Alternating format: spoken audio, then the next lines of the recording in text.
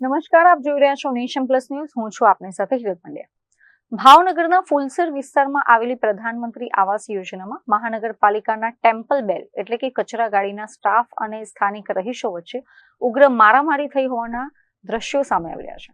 આ સમગ્ર ઘટનાનો લાઈવ વિડીયો સોશિયલ મીડિયા પર જોરદાર વાયરલ થઈ રહ્યો છે. ભાવનગરમાંથી એક ચોંકાવનારા અને કાયદો વ્યવસ્થાની સ્થિતિ સામે સવાલ ઉઠાવતા દ્રશ્યો સામે આવ્યા છે. ફુલસર વિસ્તારમાં આવેલી પ્રધાનમંત્રી આવાસ યોજનાના પ્લોટ નંબર 16માં મહાનગરપાલિકાની ટેમ્પલ બેલનું વાહન અને તેના કર્મચારીઓ નિયમ મુજબ કચરો સાફ કરવા અને એકત્રિત કરવા માટે ગયા હતા. તે દરમિયાન કોઈ અગમ્ય કારણોસર ટેમ્પલ બેલના વાહન ચાલક અને સ્ટાફ સાથે સ્થાનિક લોકોની ઉગ્ર બોલાચાલી થઈ હતી. આ વાત એટલી હદે વણસી ગઈ કે મામલો ગાળાગાળીથી વધીને સીધો મારામારી સુધી પહોંચી ગયો હતો, જેનો વિડીયો હાલ સોશિયલ મીડિયા પર વાયરલ થઈ રહ્યો છે.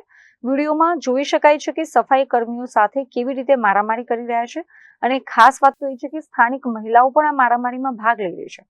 ફરજ પરના કર્મચારીઓ સાથેની આ પ્રકારની મારામારી કેટલી યોગ્ય કહેવાય? આવા અનેક સવાલો વાયરલ વિડીયો બાદ ઉઠી રહ્યા છે. ત્યારે આ મામલે ભાવનગર મહાનગરપાલિકા કેવા પગલાં ભરે છે તે હવે જોવાનું રહ્યું.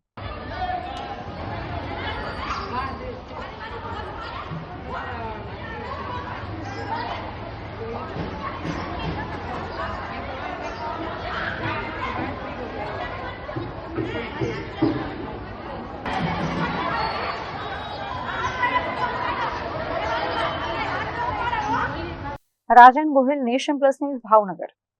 સમાચારોનો સતત અપડેટ મેળવવા માટે અમારી નેશન પ્લસ ન્યૂઝની યુટ્યુબ ચેનલને સબસ્ક્રાઇબ કરો, બેલ આઇકન દબાવો અને જોડાયેલા રહો ફેસબુક, ઇન્સ્ટાગ્રામ અને ટ્વિટર પર.